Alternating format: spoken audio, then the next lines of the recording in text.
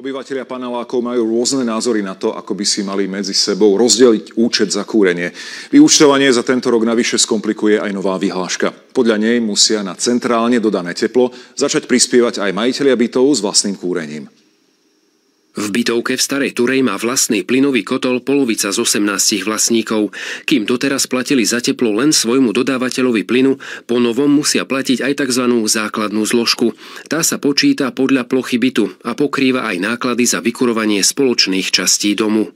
U nás vznikla taká anomália, že to, čo sa vďaka tejto vyhláške odrátalo na kúrení na zálohových platbách centrálne vykurovaným bytom, tak nám to pridali. Čiže individuálne kúriaci si zaplatia nielen svoju faktúru EDSPP za plyn, ale prispejú svojim susedom.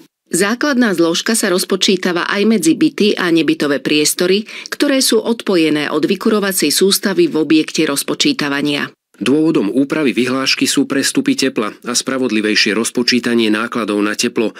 Medzi bytmi totiž často vznikali veľké rozdiely v platbách. Napríklad, ak si niektorí vlastníci vypli radiátor a nechali sa vykurovať susedmi.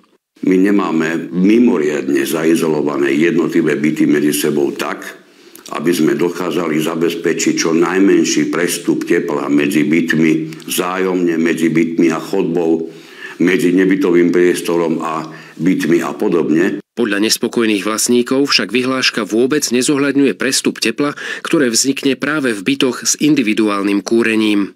Takisto ako oni môžu tvrdiť, že my bereme teplo centrálne kúriacich, to isté môžeme tvrdiť my.